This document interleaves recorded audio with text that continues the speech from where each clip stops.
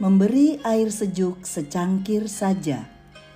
Dan barang siapa memberi air sejuk secangkir saja pun kepada salah seorang yang kecil ini, karena ia muridku, aku berkata kepadamu, sesungguhnya ia tidak akan kehilangan upahnya daripadanya. Matius 10 ayat 42. Sahabat Iktus, meskipun apa yang kita lakukan sepertinya terlalu kecil bagi manusia, tetapi Tuhan menghargai sekecil apapun pemberian kita. Bahkan Tuhan menjanjikan upah yang luar biasa karena Ia senang dengan apa yang kita lakukan baginya. Secangkir air sejuk sangat dibutuhkan oleh seorang yang haus, dan itulah pemberian yang terbaik baginya saat itu. Ingatlah bahwa Tuhan menginginkan kepedulian kita terhadap kebutuhan para utusannya. Maksud Yesus menggunakan secangkir air sejuk sebagai ilustrasi, bukan karena signifikansi budaya apapun, melainkan karena hal itu menggambarkan sesuatu yang sederhana, sehingga seorang yang miskin pun mampu melakukannya. Pemberian air sejuk kepada salah seorang yang kecil ini menunjuk pada mereka yang secara materi tidak dapat membalas kebaikan itu, namun Tuhan yang akan memperhitungkannya. Lebih dalam kita akan mempelajari hal ini. 1. Memberi air sejuk karena ia muridku. Ayat 37-39. Siapakah yang dimaksudkan dengan muridku?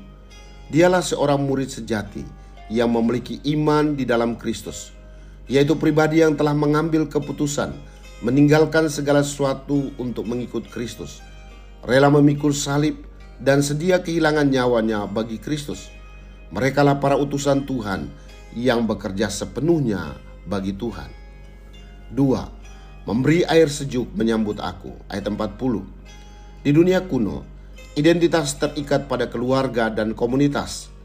Dipahami bahwa dalam menunjukkan keramah tamahan, seseorang tidak hanya menyambut tamu yang datang secara individu, namun secara implisit menyambut masyarakat yang mengutusnya dan semua yang diwakilinya. Oleh karena itu, menyambut seorang murid Kristus berarti menerima kehadiran Kristus sendiri dan kehadiran Dia yang mengutus Kristus, yaitu Allah Bapa. 3. Memberi air sejuk tidak akan kehilangan upahnya. Ayat 41. Upah yang diterima adalah upah nabi dan upah orang benar. Di bagian lain, dalam Matius para nabi menerima penganiayaan, pasal 5 ayat 11. Penolakan, pasal 13 ayat 57, dan kematian, pasal 23 ayat 30 sampai 35 dan 37. Namun mereka akan menerima upahnya. Bersukacitalah dan bergembiralah, karena upahmu besar di sorga. Pasal 5 ayat 12. Demikian pula, orang benar akan bersinar seperti matahari dalam kerajaan Bapa mereka. Pasal 13 ayat 43. Upah adalah dari Tuhan, dengan perhitungan yang lebih besar nilainya dari pemberian kita. Sahabat Iktus yang dikasihi Tuhan, sudahkah aku memberi air sejuk secangkir saja kepada para utusan Tuhan yang ada di dekatku? Apakah aku telah menyadari bahwa menyambut utusan Tuhan berarti menyambut Tuhan yang dilayaninya? Percayakah aku bahwa Tuhan akan memberiku upah lebih besar dari pemberianku kepadanya? Tuhan Yesus, aku bersyukur memiliki kesempatan untuk bertemu dengan para utusan-Mu yang dengan setia memenuhi panggilan-Mu. Beri kesempatan kepadaku ya Tuhan untuk menyatakan kasih-Ku dengan memberi air sejuk secangkir saja kepadanya.